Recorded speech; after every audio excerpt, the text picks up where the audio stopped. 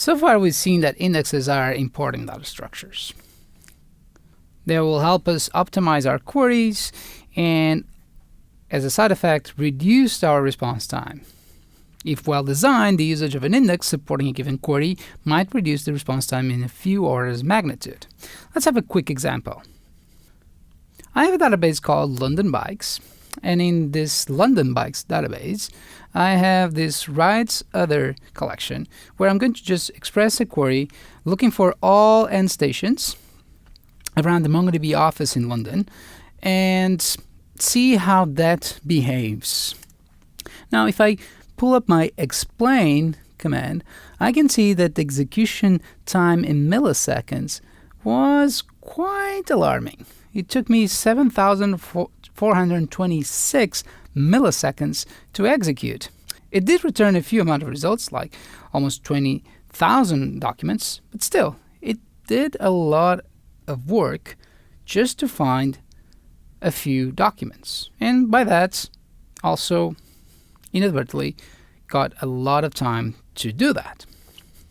Now, after we created an index on that same field that we expressed the query on, and if we write again the same query, and also expecting to look into the execution stats of our explain command, we can see that we come from 7,000 milliseconds to only 337. So the usage of a single index did reduce in an order of magnitude the amount of time that this query took to operate. However, indexes are not some sort of black magic. They are data structures that our database use that will in turn require resources to operate. Therefore, it's quite important to determine the index size, what kind of resources will be involved in its allocation and operation, and some edge cases where we might compromise or do some compromising in terms of what we need in terms of resources to operate with those particular indexes. Let's start by looking into how can we determine an index size. Using MongoDB Compass, we can have a clear understanding of the size of our indexes for each one of our databases. Once we select a database, we can look into the different collections, and here we will have the total index size per each collection. Now, if we select, for example, this one over here, the collection we used before, and if we look into our indexes, we can see we have a breakdown between the different indexes that support this particular collection. We have our _ID, our primary key, and obviously the one that we recently created on end station name. We can also obviously get that information from our MongoDB command db.stats, where we're going to have the full index size. And obviously, per collection, we can also see the index size of a given collection and the different index sizes for the different indexes of this collection. Now, indexes need two basic computational resources.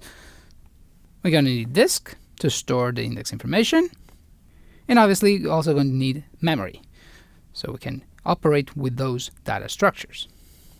In index terms, disks are generally not a big issue, or they are generally not an issue at all. If we don't have space in our disk for our index file, apart from having larger problems, the indexes will end up not being created at all. So if you are restrained in terms of disk size, if you ask the system to create a particular index, if we don't have space for the index file, then you don't have a problem with the index. You have other slightly more important problems. After the indexes have been created, the disk space requirements will be a function of your data, which means that you will run out of disk space for collection data before having issues with space for your indexes.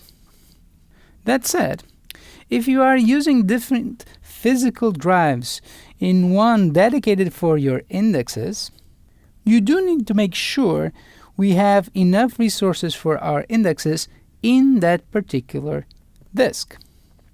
So regardless of the amount of data that you put for your collections, So let's say that you are using this disk over here for the index file. If you have other disks for your collection data, you might not run out of disk space on your collection data, but you might end up having issues allocating resources for your indexes if you don't pay close attention to that physical drive. Just keep an eye on this if you have this type of architecture.